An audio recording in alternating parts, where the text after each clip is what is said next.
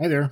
We're on day 166 of our Through the New Testament in 1 year, and I'm going to turn this off.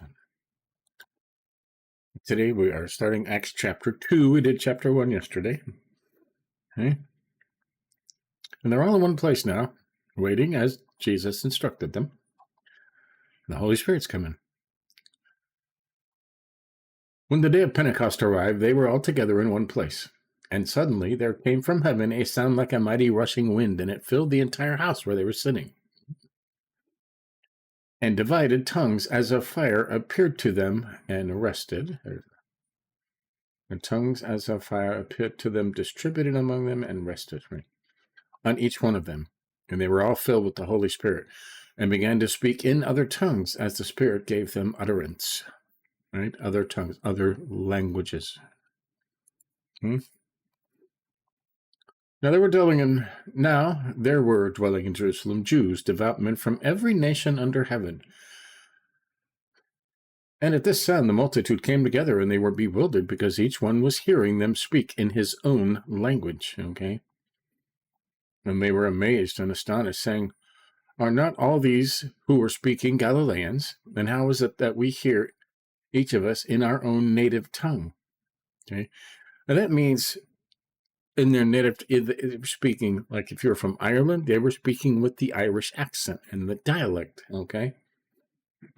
Parthians and Medes and Elamites and residents of Mesopotamia, Judea and Cappadocia, Pontus and Asia, Phrygia and Pamphylia, Egypt, and parts of Libya belonging to Cyrene, and visitors from Rome.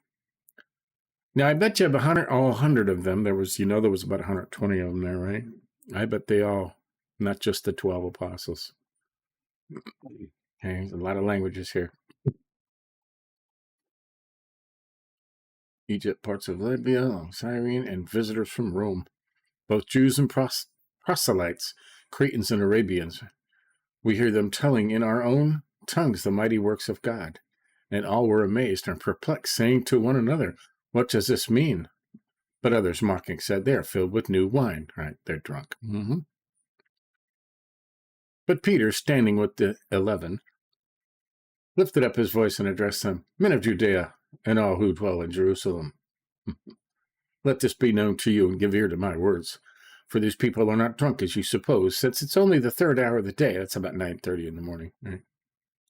Right? 9 a.m. But this is what was uttered through the prophet Joel. Right? These guys know their scriptures. It's important to know your scriptures if you're going to witness, okay? Okay, prophet Joel, "And in the last days it shall be, God declares, that I will pour out my spirit on all flesh, and your sons and your daughters shall prophesy, and your young men shall see visions, and old men shall dream dreams.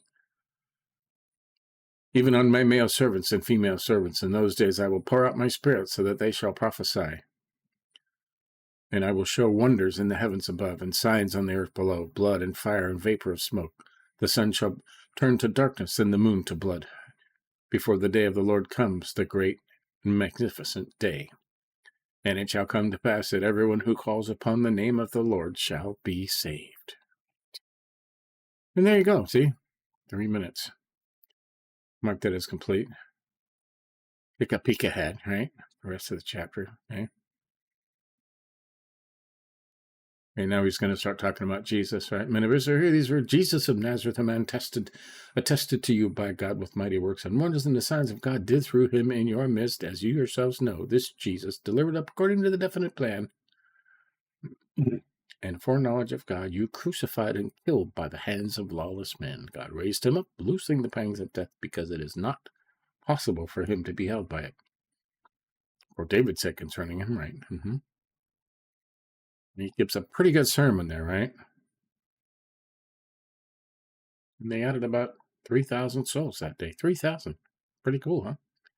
There must have been a lot of people hanging out there. So there you go. That's the first part of Acts 2. Good stuff. Good stuff.